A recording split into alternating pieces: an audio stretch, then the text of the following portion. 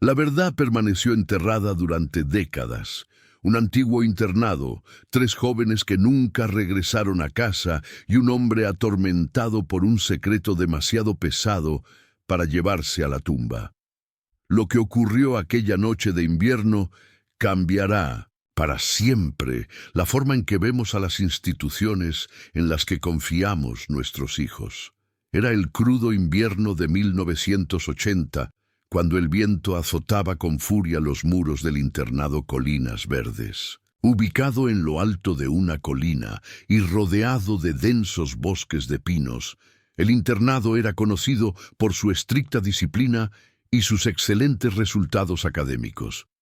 Los muros de piedra gris se alzaban imponentes contra el cielo invernal, como guardianes silenciosos de los secretos que contenían. El director Ernesto Vidal dirigía el internado con mano de hierro desde hacía 2 décadas.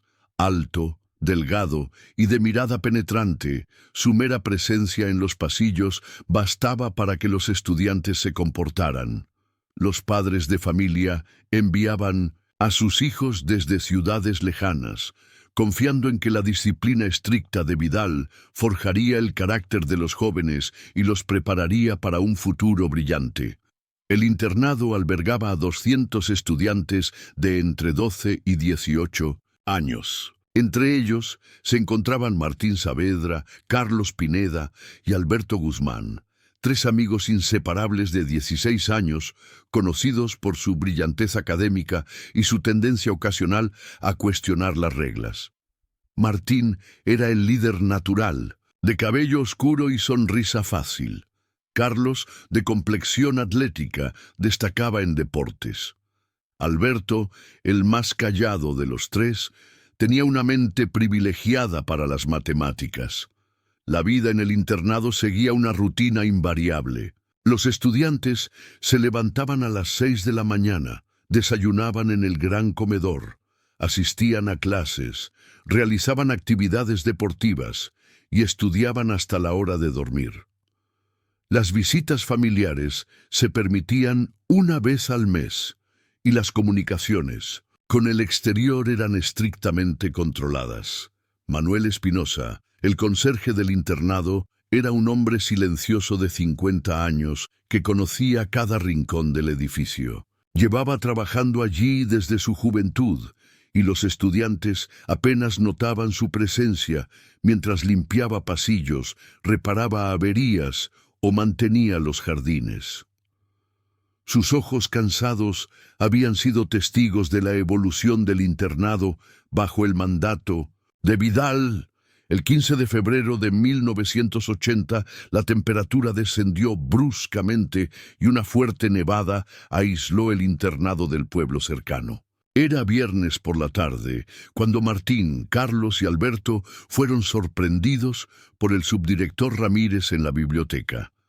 Los 3 amigos habían encontrado documentos antiguos que sugerían irregularidades financieras en la administración del internado.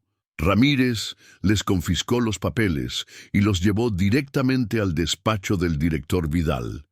El castigo no se hizo esperar. Vidal determinó que los 3 jóvenes debían pasar el fin de semana en la temida sala de reflexión, un eufemismo para un pequeño cuarto sin ventanas en el sótano del edificio principal. Los estudiantes sabían que los castigos en la sala de reflexión podían ser severos, con largas horas de aislamiento y ocasionales castigos físicos que la institución denominaba correctivos disciplinarios. Manuel Espinosa vio cómo los 3 estudiantes eran escoltados por Ramírez hacia el sótano aquella tarde.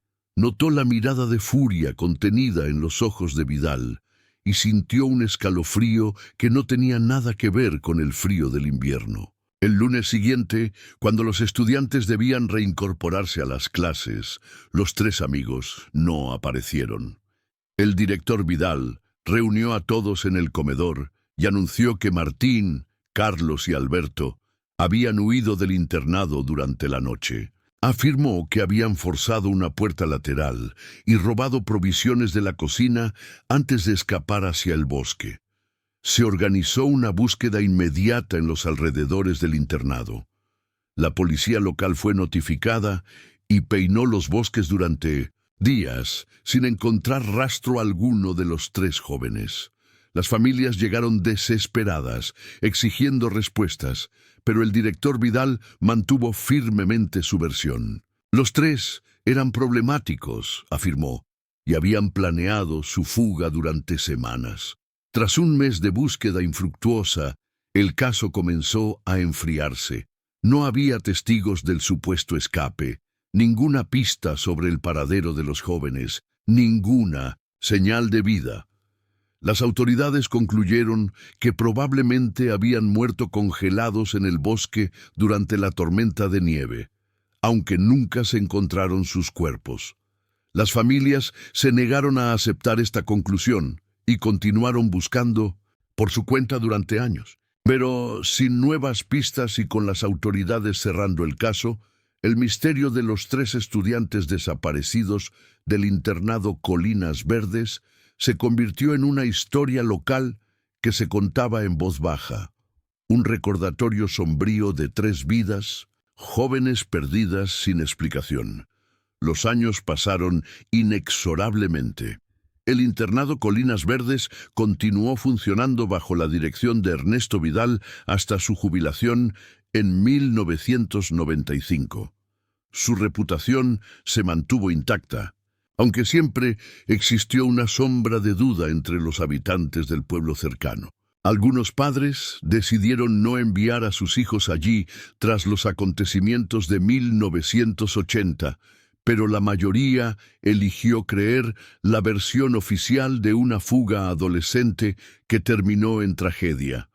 Para las familias de los desaparecidos, el tiempo no trajo consuelo. Los Saavedra vendieron su casa y se mudaron a otra ciudad, incapaces de soportar los recuerdos y las miradas de compasión. La madre de Carlos Pineda falleció 5 años después de la desaparición, sin haber abandonado nunca la esperanza de encontrar a su hijo. Los padres de Alberto Guzmán continuaron visitando el internado cada aniversario, dejando flores en la entrada y exigiendo respuestas que nunca llegaron. El subdirector Ramírez ascendió al puesto de director tras la jubilación de Vidal y continuó con la misma línea estricta de su predecesor. El internado prosperó bajo su mandato, expandiendo sus instalaciones y aumentando su prestigio académico. La historia de los 3 desaparecidos se convirtió en un rumor que los nuevos estudiantes comentaban en susurros durante las noches, una leyenda urbana que perdía detalles con cada generación. Manuel Espinosa, el conserje, permaneció en su puesto hasta 2010, cuando problemas de salud lo obligaron a retirarse. Durante todos esos años, sus ojos reflejaron una tristeza que nadie supo interpretar.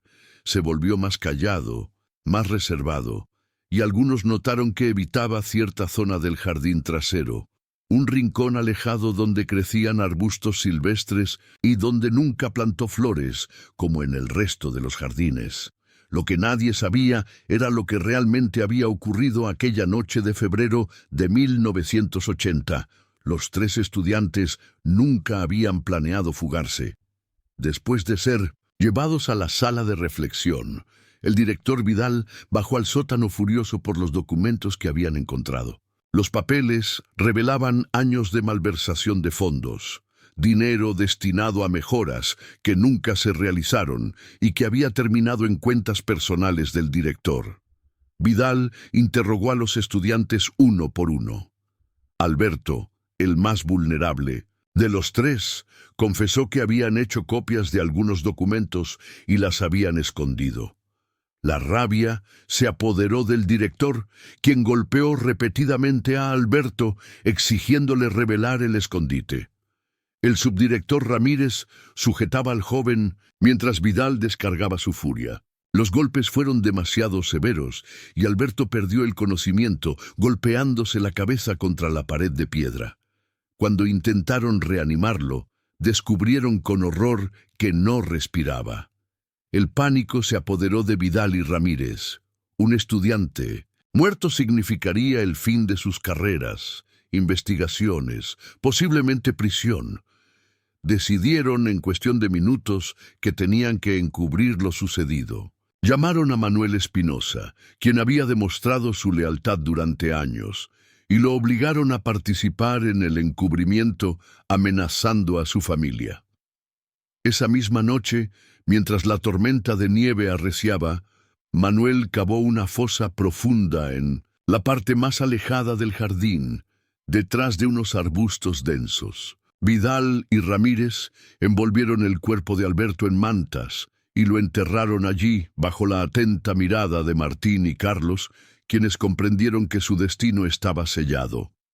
Los dos estudiantes supervivientes fueron separados inmediatamente. A Martín lo llevaron en plena noche a un reformatorio en la costa norte, a más de 500 kilómetros de distancia. A Carlos lo enviaron a un internado religioso en la frontera sur del país. Ambos recibieron nuevas identidades y fueron advertidos de que si alguna vez hablaban sobre lo sucedido, sus familias sufrirían las consecuencias. Eran menores de edad, asustados y sin recursos, atrapados en un sistema que los había borrado de la existencia. Manuel Espinosa tuvo que vivir con el peso de ese secreto. Cada día pasaba junto al lugar donde yacía enterrado Alberto, y cada noche las pesadillas lo atormentaban. Vidal y Ramírez lo mantuvieron vigilado, asegurándose de su silencio con una mezcla de amenazas y pequeñas compensaciones económicas. El jardín trasero se convirtió en un recordatorio constante de su complicidad forzada. Mientras tanto, Martín y Carlos vivían existencias separadas bajo identidades falsas. Martín, ahora llamado Jorge Méndez, fue obligado a trabajar en tareas de mantenimiento en el reformatorio hasta cumplir los 18 años. Después, sin educación formal completa y con documentos falsos, solo pudo encontrar trabajos precarios. Carlos, rebautizado como Andrés Molina, logró completar su educación en el internado religioso, donde los malos tratos eran comunes. Se convirtió en un joven callado y retraído, atemorizado por el peso del secreto que cargaba. Los años pasaron y el crimen quedó impune. Vidal disfrutó de una jubilación acomodada gracias al dinero desviado durante décadas. Ramírez continuó la tradición de malversación desde su posición como director. Las familias de los desaparecidos envejecieron sin respuestas y la verdad permaneció enterrada bajo los arbustos del jardín trasero, junto con los restos de Alberto Guzmán. El año 2015 marcó un punto de inflexión. Manuel Espinosa, ahora un anciano de 85 años con problemas cardíacos, vivía solo en un pequeño apartamento en las afueras del pueblo. Sus días transcurrían entre visitas médicas y largas horas frente a la ventana, contemplando un pasado que no podía cambiar, pero que se negaba a abandonarlo.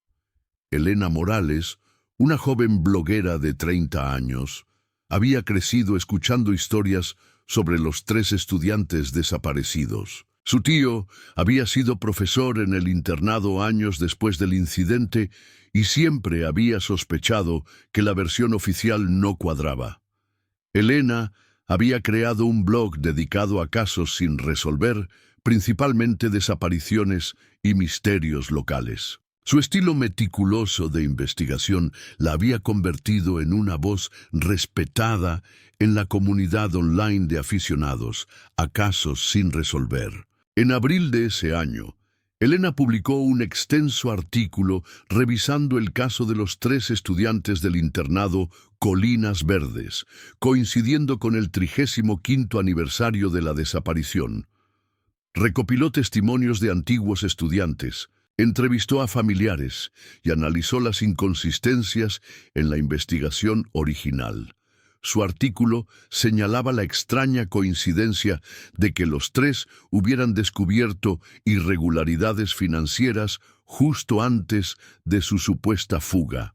Manuel Espinosa leyó el artículo en la biblioteca pública local. Las palabras de Elena removieron décadas de culpa y remordimiento. Su salud deteriorada y la certeza de que le quedaba poco tiempo de vida lo llevaron a tomar una decisión. Si iba a enfrentarse a su creador, no lo haría cargando con el peso de ese terrible secreto. Tras varios días de reflexión, Manuel contactó con Elena a través de un correo electrónico escrito con dificultad desde un ordenador de la biblioteca. Le dijo que tenía información crucial sobre el caso y que estaba dispuesto a hablar, pero solo con ella y en persona. Elena, acostumbrada a recibir pistas falsas, estuvo a punto de ignorar el mensaje. Algo en el tono simple y directo del anciano la convenció de concertar un encuentro. Se reunieron en el pequeño apartamento de Manuel. El anciano le dijo que había trabajado en el internado durante 40 años y que sabía exactamente qué había pasado con los 3 estudiantes. Elena percibió inmediatamente que el hombre estaba aterrorizado, pero decidido a hablar. Sus manos temblorosas y su respiración dificultosa revelaban tanto su estado de salud como su agitación emocional. Manuel explicó que durante décadas había vivido atormentado por su participación forzada en los hechos. Le contó que había intentado contactar anónimamente con las familias en varias ocasiones, pero el miedo siempre lo había paralizado en el último momento. Ahora, con la muerte cercana y sin nadie que dependiera de él, estaba listo para afrontar las consecuencias de revelar la verdad. Elena escuchó con creciente horror el relato del anciano. Grabó la conversación con su permiso y tomó notas detalladas. Manuel le proporcionó detalles que solo alguien presente podría conocer. Describió la ubicación exacta donde habían enterrado el cuerpo de Alberto y le entregó un viejo cuaderno donde había anotado fechas y eventos relacionados con él. Caso a lo largo de los años, una especie de confesión escrita que había mantenido oculta bajo las tablas del suelo de su apartamento. Le contó también lo poco que sabía sobre el destino de Martín y Carlos. Había escuchado a Vidal y Ramírez mencionar los nombres de las instituciones donde los habían enviado, pero nunca supo si los jóvenes habían logrado recuperar sus verdaderas identidades tras cumplir la mayoría de edad. El miedo impuesto por Vidal había sido efectivo, pues ninguno de los dos había reaparecido ni contactado con sus familias en todos esos años. Manuel le rogó a Elena que usara la información para hacer justicia, pero le pidió tiempo para prepararse para las consecuencias. Le dijo que necesitaba poner en orden algunos asuntos personales antes de que la historia saliera a la luz. Elena, conmovida por el peso que el anciano había cargado durante décadas, accedió a esperar 2 semanas antes de publicar nada o contactar con las autoridades. Durante esas 2 semanas, Elena investigó discretamente los datos proporcionados por Manuel. Consultó registros antiguos de los reformatorios mencionados, buscó en bases de datos los nombres falsos que les habían asignado a Martín y Carlos y verificó la trayectoria profesional de Vidal y Ramírez tras los eventos. Cada pieza de información confirmaba el relato del anciano, construyendo un caso sólido que pronto sacudiría los cimientos de la comunidad. 2 semanas después de su encuentro con Manuel, Elena Morales publicó en su blog la primera parte de una serie de artículos titulados La verdad enterrada de Colinas Verdes. El artículo inicial presentaba a Manuel Espinosa como testigo clave de los acontecimientos de 1980 y resumía su testimonio sobre la muerte accidental de Alberto Guzmán y el posterior encubrimiento. La historia se propagó con la velocidad del fuego por redes sociales y medios locales. En cuestión de horas, los principales periódicos nacionales contactaron con Elena para obtener más detalles. Las cadenas de televisión enviaron equipos al pueblo para cubrir lo que prometía ser uno de los casos más impactantes de encubrimiento institucional en la historia reciente del país. Manuel Espinosa, preparado para las consecuencias, se presentó voluntariamente en la comisaría local, acompañado por Elena y un abogado que ella había contactado. Allí, durante 6 horas, proporcionó una declaración completa y detallada de los hechos ocurridos 35 años atrás. Describió con precisión cómo el director Vidal había golpeado fatalmente a Alberto Guzmán, cómo él mismo había sido obligado a cavar la tumba en el jardín trasero, y cómo los otros, 2 estudiantes, habían sido enviados lejos con identidades falsas. Las autoridades judiciales ordenaron inmediatamente la excavación en la zona indicada por Manuel. Bajo la atenta mirada de policías, forenses, periodistas y una multitud de curiosos, los técnicos comenzaron a remover la tierra en el área del jardín que durante décadas había permanecido extrañamente descuidada. El tercer día de excavación, los forenses encontraron restos humanos a 2 metros de profundidad, exactamente donde Manuel había indicado. Los análisis preliminares confirmaron que correspondían a un adolescente masculino y que llevaban allí décadas. Se ordenaron pruebas de ADN para comparar los restos con muestras proporcionadas por la familia Guzmán, quienes habían acudido inmediatamente tras conocer las noticias. Mientras la identificación forense avanzaba, la policía localizó y detuvo a Ernesto Vidal, quien a sus 87 años vivía en una lujosa residencia en la costa. El exdirector negó inicialmente todas las acusaciones, calificando el testimonio de Manuel como las divagaciones de un anciano resentido. Sin embargo, cuando se le informó del hallazgo de los restos humanos, su actitud cambió visiblemente. Solicitó la presencia de un abogado y se negó a hacer más declaraciones. El subdirector Ramírez, ahora director jubilado de 78 años, fue localizado en el extranjero, donde residía desde hacía 5 años. Las autoridades iniciaron los trámites para su extradición, mientras congelaban sus cuentas bancarias tras descubrir movimientos financieros sospechosos que corroboraban las acusaciones de malversación de fondos. La parte más compleja de la investigación fue la búsqueda de Martín Saavedra y Carlos Pineda. Siguiendo la información proporcionada por Manuel, la policía revisó los registros de los centros donde supuestamente habían sido enviados. En el Reformatorio del Norte encontraron expedientes de un tal Jorge Méndez, que había ingresado en febrero de 1980 con documentación irregular y sin registros educativos previos. En el internado religioso del sur hallaron un caso similar con un estudiante llamado Andrés Molina. Los investigadores utilizaron técnicas de reconocimiento facial, comparando fotografías de los expedientes con las últimas imágenes disponibles de Martín y Carlos antes de su desaparición. Los análisis confirmaron que se trataba de las mismas personas. Comenzó entonces una intensa búsqueda para localizar a los 2 hombres, ahora de 51 años, que habían vivido más de 3 décadas con identidades falsas. Martín Saavedra, bajo el nombre de Jorge Méndez, fue localizado en una pequeña ciudad costera donde trabajaba como mecánico. Vivía solo, nunca se había casado y llevaba una existencia discreta y solitaria. Cuando los agentes se presentaron en su taller y le preguntaron por su verdadero nombre, Martín se derrumbó. Entre lágrimas, confesó que durante años había contemplado la posibilidad de contactar con su familia, pero el miedo a las represalias y la vergüenza por no haberlo hecho antes lo habían paralizado. La búsqueda de Carlos Pineda resultó más complicada.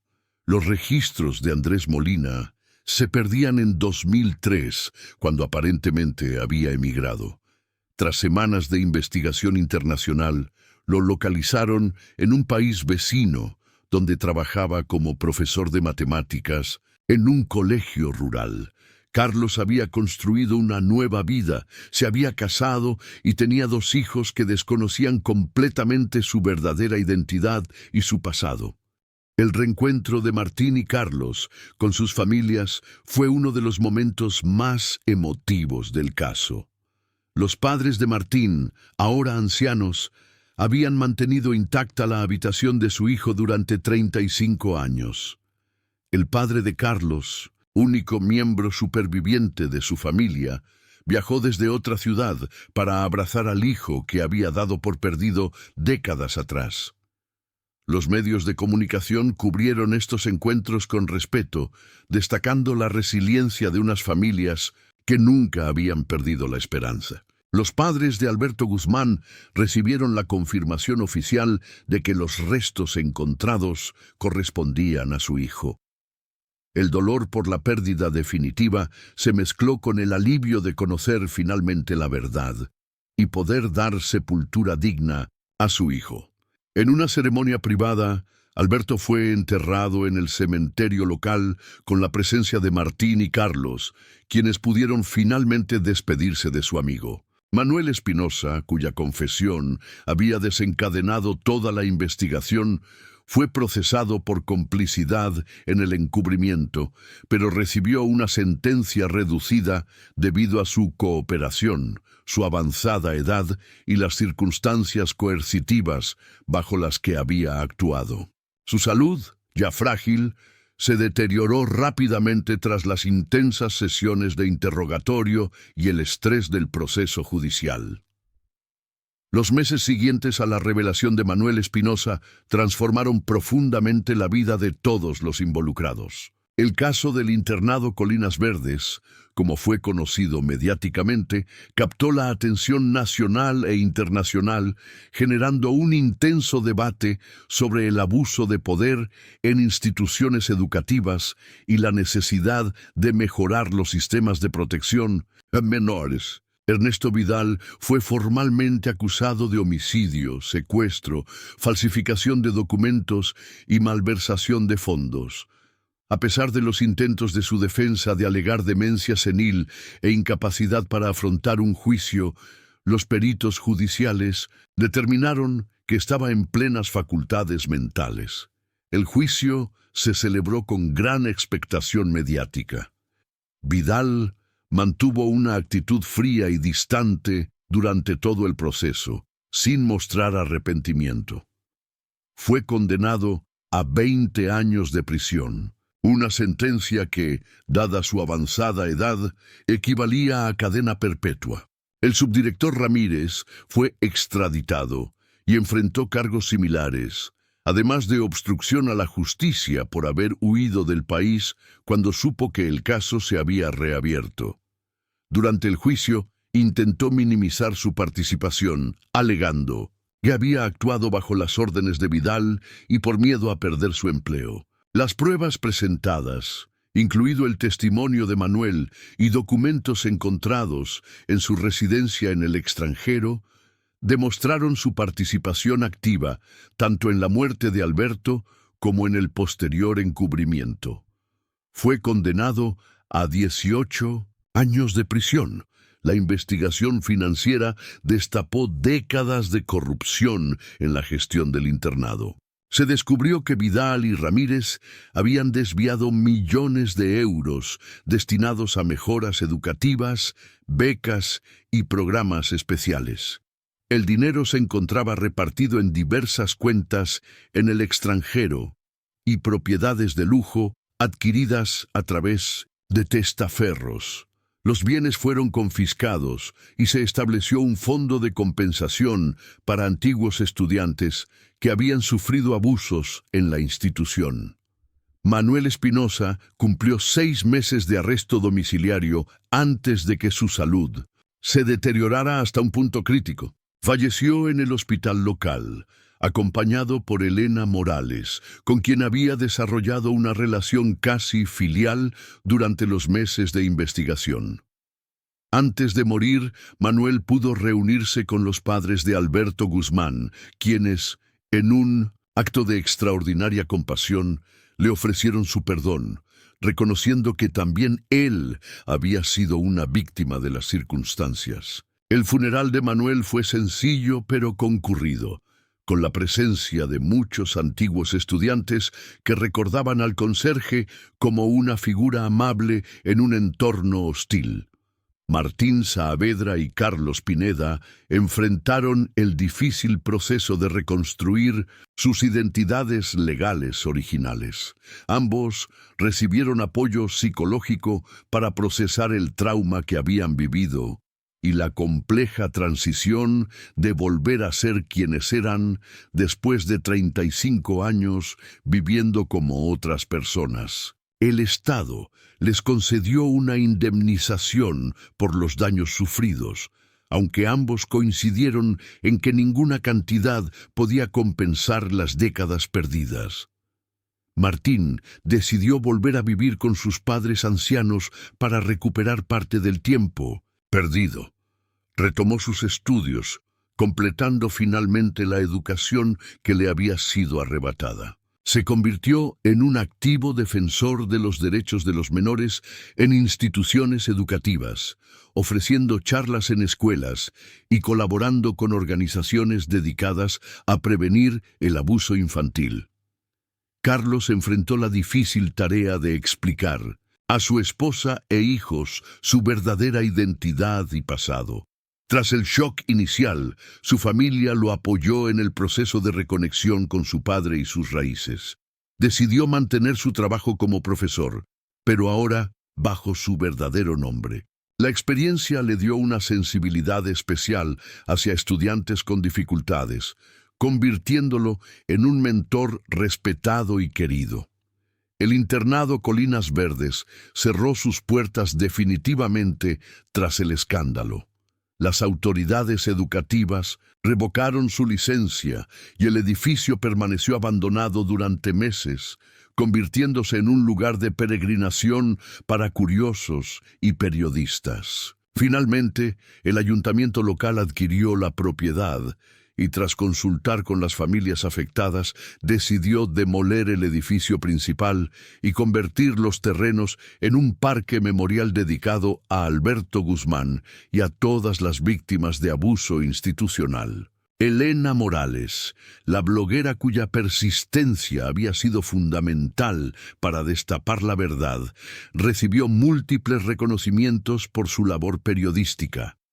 Publicó un libro detallando la investigación que se convirtió en bestseller nacional. Continuó su trabajo investigando otros casos sin resolver, con un enfoque particular en abusos institucionales y desapariciones no esclarecidas.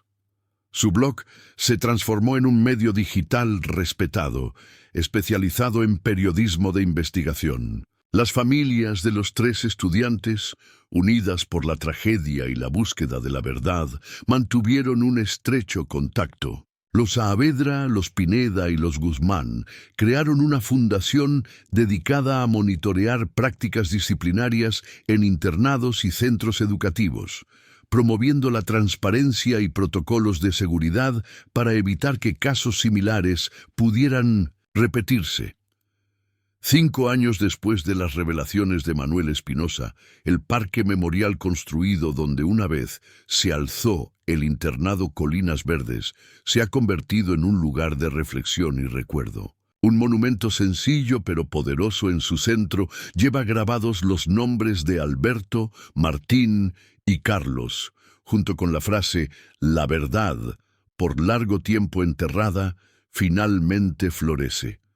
Martín y Carlos visitan el parque cada 15 de febrero, aniversario de aquel día fatídico de 1980.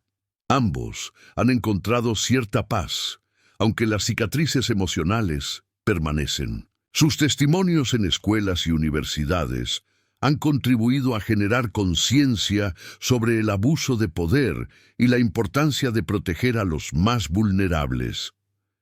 La historia del internado Colinas Verdes ha provocado una revisión nacional de los protocolos de supervisión en centros educativos residenciales. Nuevas leyes, conocidas popularmente como leyes Alberto, establecen controles más estrictos, visitas de inspección sin previo aviso y canales seguros para que los estudiantes denuncien abusos.